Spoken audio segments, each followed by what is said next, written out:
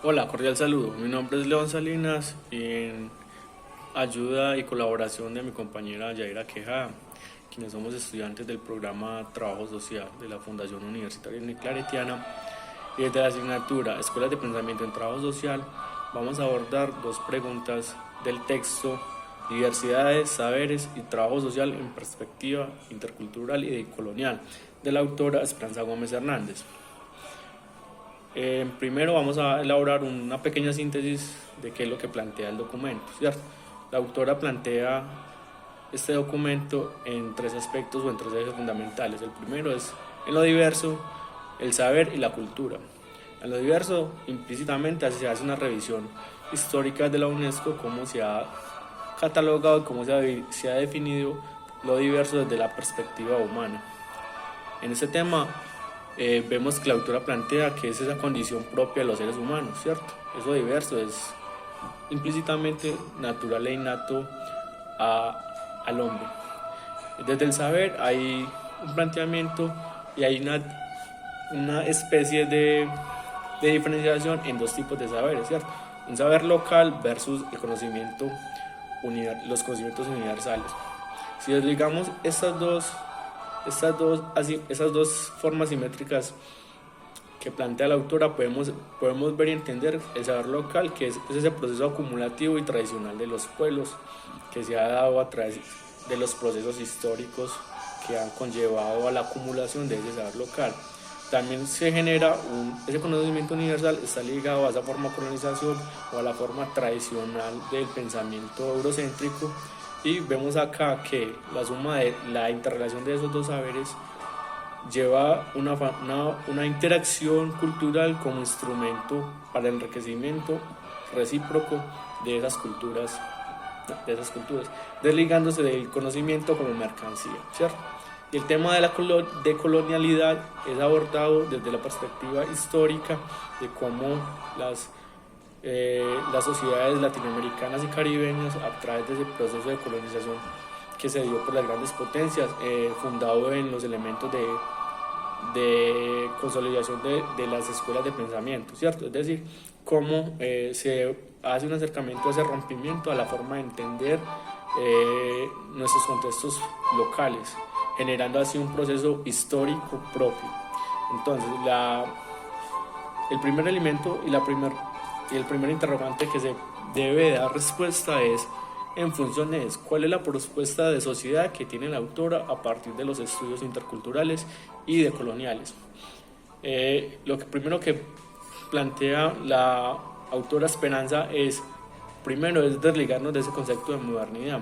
Es un concepto que ha sido instaurado, trabajado y fomentado a través de la institucionalidad de los grandes órganos internacionales adheridos a una especie de filiación a un contexto económico, ¿sí? Entonces lo que ella plantea es primero romper y redefinir la modernidad en pro de las condiciones históricas propias de América Latina y del Caribe. Entonces uno de los elementos que ella plantea es la defensa y el reconocimiento de lo local, de ese conocimiento. Hablábamos ahorita que ese conocimiento local estaba dado y mediado por una acumulación de procesos históricos a través de las tradiciones de los pueblos originarios y nativos de América Latina. Entonces, ¿cómo se relaciona esa multiculturalidad e interrelación de los aprendizajes mutuos? Acá vemos que lo que intenta abordar la autora es, si bien es desligarnos de esos procesos colonizadores de conocimiento, ella lo que quiere plantear y la invitación que hace es cómo nuestros conocimientos locales no deben de ser opacados ni diferenciados por el proceso hegemónico de culturización que ha sido sometido esa parte del continente.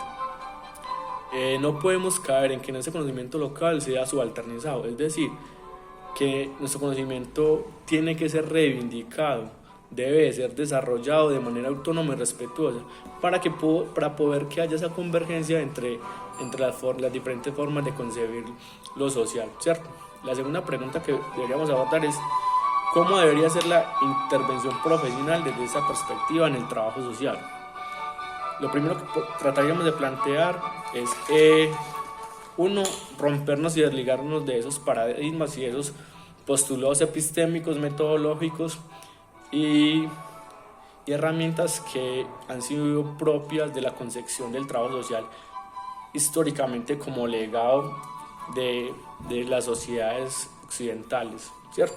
Entonces, al hacer ese rompimiento tenemos que entender que es que debemos alejarnos y que es importante romper ese esquema y esa automatización genérica producto de la colonización de nuestra cultura. Es decir, como desde el trabajo social, si bien hay unos rasgos históricos y definidos a través de las escuelas de pensamiento, tenemos que propender a comenzar a generar espacios propios de entendimiento desde nuestra perspectiva, desde nuestra historia, desde nuestro contexto propio, que nos permita entender esa relación y esa perspectiva de la colonialidad.